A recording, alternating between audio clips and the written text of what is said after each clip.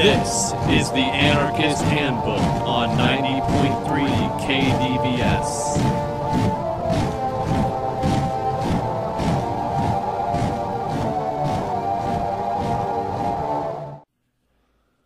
You're listening to the Anarchist Handbook on 90.3 KDVS with your hosts Clay Norris and Brian Moen. So today we're going to kind of tie in the topics of culture and propaganda, and I guess also popular media. I mean, maybe even also unpopular media. I mean, who knows, right? Like, what kind of medias are popular within some groups maybe is even the question. And what messages and what types of tactics do these popular or unpopular groups have on their, say, their viewer base? And so, yeah, we're going to address how people sort of adopt the things that they're viewing as, say, aspects of their own culture. Now, I think we kind of run into trouble if we do this because we might be getting our cultural aspects from groups that don't actually can't even identify with most individuals. Yeah, and before we get really heavily into analyzing the way that people adopt propaganda and adopt those arguments and take them into their concept of reality and their concept of themselves, I want to take a quick moment because normally when we're talking on this issue, we have a certain approach, and I want to address that approach, but then set it aside.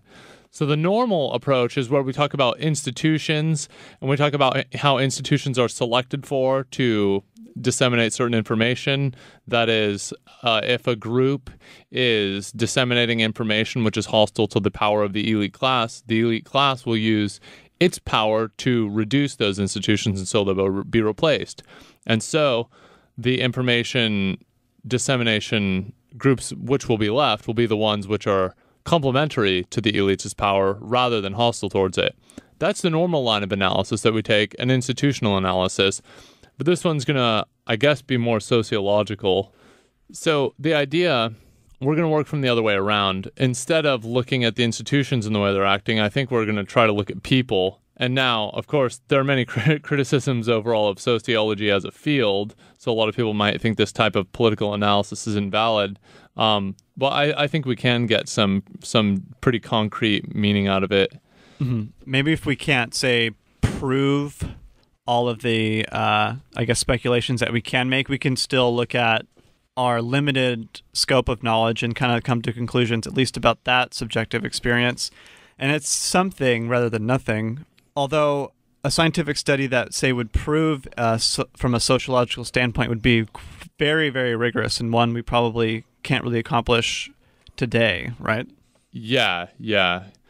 Deductive sort of scientific proof is something that's hard to do in the soft sciences, but and we're going to do sort of an anecdotal analysis, but it should appeal to common sense also. I think more the point of the analysis is to give an idea of a certain problem. Part of, I think, political analysis and part of, I guess, philosophy generally, which is something that I personally find interesting, but and which leads into political analysis, is illuminating the problem. That's why I guess like the Platonic dialogues are really cool. A lot of people don't just initially think about some of the problems which are presented in those, and it's very hard to explain to someone some of those deep and troubling problems, and they're big problems that haven't been solved even after all that time. And there are even political problems brought up even, I guess, by Plato, the example that I'm randomly using. Like, say, in the Republic, there are certain political problems brought up which are still debated now. So I think part of the analysis, part of the point of it is to illuminate a problem.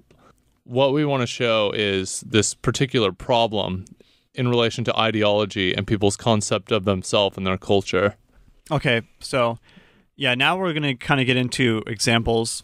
So I think this does appeal to a kind of common sense anyway. I think most people have noticed this kind of phenomenon, which is one we might call a kind of plastic culture, and we're using plastic to resemble like a recycled or fake or manufactured type something of term. Synthesized, something that just didn't naturally occur. Right. And so we might blame, say, a public relations department or an advertising campaign or something like that on sort of the emergence of plastic cultures.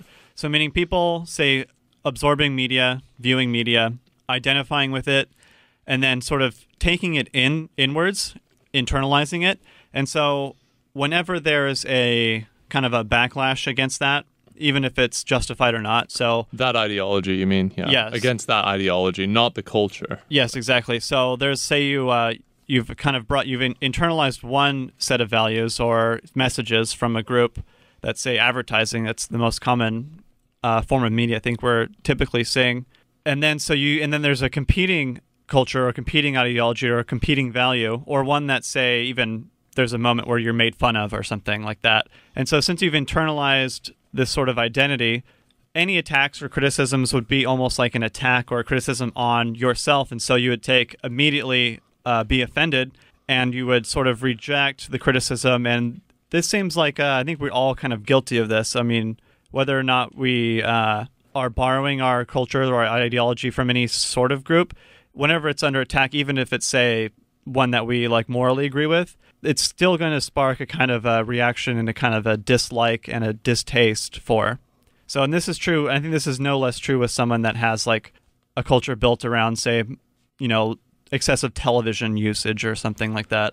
Yeah, and I think Clay was partially hinting at what I want to eventually lead to, which is the big, very spooky conclusion and is the big problem. The problem is that all of us have adopted some part of a plastic culture, an ideology built into our concept of who we are and what our culture is that we're a part of. Yeah, and I see that this is the case that people would accidentally fall into developing this kind of, or being involved in this kind of cycle or process or whatever we want to call this. I mean, especially considering how some people are, say, not encouraged or not financially able to, say, enrich their lives in lots of ways, like, say, take vacations or be able to go to school for as long as they want or something. And so people get kind of stuck in ruts, especially if they live, say, if they were born in what we might call a not agreeable society or government or city or culture or something. So say, and I'm not saying that there are disagreeable cultures necessarily, it's just that sometimes, you grow up in a place that's not favorable to most types of responsible, healthy types of living, maybe.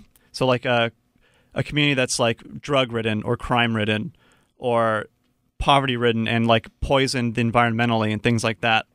And so we'd say maybe we might turn to things like, say, popular culture, because I think communities like this do exist in, say, industrialized nations. And that people really do actually get trapped in this type of environment, and their culture and ideology and values can be negatively shaped by this, especially if we look at our media and we do see that it has evolved in a kind of kind of in a way to me that seems kind of a little bit like spooky and scary. Like, I actually kind of see a lot of commercials and see a lot of, like, say, children's media or even just popular media that I think has a lot of bad ideas instilled in them and a lot of bizarre messages instilled in them too. Yeah. Even like funny shows that are meant for, like, say, all ages and things. Yeah, that's implicit ideology, and that's sort of I think the main point for our analysis is analyzing not the stuff which is obvious, like in some Mustang commercial or something. If it's going to be obvious that they're trying to make it look like the car is sexy and having the car is sexy and successful and that you'll be vital and stuff, like those are the obvious things, but there's a lot of other implicit values built into commercials like that. I mean, the most obvious being like the core consumerist value that having a thing can change who you are or something. I mean, that's a really crazy one, but that's very prevalent in a lot of marketing. But, I want to try to get a really, really clear grasp on plastic cultures. And now, I certainly don't want anyone who is a part of any cultural group to ever feel bad about who they are or what their culture is. I think that attacks on culture have actually been a weapon of centralized power for a long time. Like, even the CIA has taken measures in the past to try to destroy African American communities and try to destroy African American culture because that helped empower them. So disempowering cultural groups, I think, is probably never a tool for good. But I think if we look at some cultural groups, we could identify, certainly, that they have adopted values without realizing it and taken them to be a part of the concept of who they are, and that these values have come in to their communities from a very insidious place, a place like a corporate boardroom or a PR firm. I mean, once again, it's important, I think, here to note that these companies don't spend billions of dollars every year for fun.